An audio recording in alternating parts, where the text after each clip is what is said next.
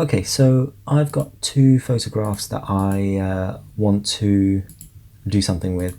So in one of the portraits, with the one that I want to keep, the framing's just right how I want it, and the bridesmaids got the phone out so you can see exactly what's going on. The picture sort of tells the story itself. Unfortunately, the little flower girl is not looking. She's blinking in that moment, so potentially this could have been a rejected photo, but luckily I take a burst of a number of shots for every shot that I take, so at least one of them would have been in focus, or the little girl would have been looking anyway. So what I'm going to do is I'm going to transport this face with her looking into this image here, and we're going to do that in Photoshop. I tend to do this for a lot of shots as well, because you tend to get group shots and things where everyone should be either looking at the camera or looking at each other, but one person always ends up blinking, so you tend to have to take their eyes out from an image where they're not blinking and then transport it into that image, which works well. It's seamless, no one will know otherwise unless it's explained to them or shown to them, and this is just the way I like to do things. Everyone's got their own way kind of thing, but I thought I'd show you guys how I do this anyway, and it's really quite straightforward. You just need Lightroom and Photoshop really to do it all. And so what I first do is I always get the photos looking exactly how I want in Lightroom first, so both of them, even the rejected one. So this is how it was by default, and with my custom preset applied, it looks like that. So we've got them both looking the same. We're going to highlight both of them, right click, then edit in Photoshop, and just give it a few seconds to load up in Photoshop. There we go. So what we're going to do, we're going to select the image that we want to copy from, and with a lasso tool selected, I always select number 2 pixels of feathering around the edge. You can use whichever you want really, but 2 works for me. And we're just going to select around the face. We're not going to get too close to the face details. I'll show you why in a minute, and we'll just copy that with Control C and then zoom in on the face here, and then Control V to paste. And all we're going to do is line it up. We can use the number keys across the top of the keyboard to change the transparency, just so we can see we're aligning this up properly, or at least straight on. And we're gonna, because we know the face, the lips are the same, they're not closed, so they're more or less the same. We can line it up easily with the lips, and you can see Photoshop is quite clever. It's got the purple outline around it where it's telling you you're nigh on perfect with the alignment of the image.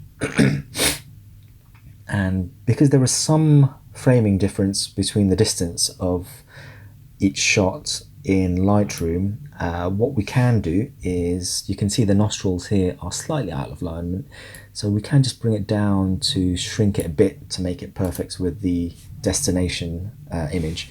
We can then press keyboard key 0 on the numpad to set the opacity to the copied layer to 100%, and now we can see exactly what it looks like. So if we just deselect and reselect, we can see the changes going on here. And you can see just across the top here, there's a little bit of overlap from the face. So what we'll do, we'll get the eraser tool. This one, where is the eraser tool? There we go. And we're not going to have it too large. We're just going to have it about there. And the feathering's fine, 100% opacity, no, we'll drop it down a bit and just slowly feather away so we're left with just the outline of the head. And we may as well just go around the entire face of where the differences are.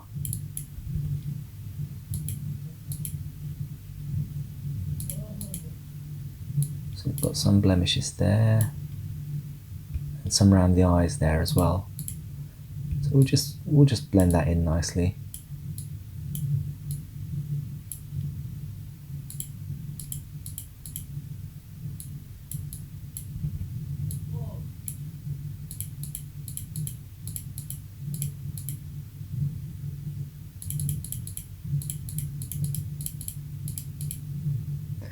Okay, I'm quite happy with that. So that works really quite well.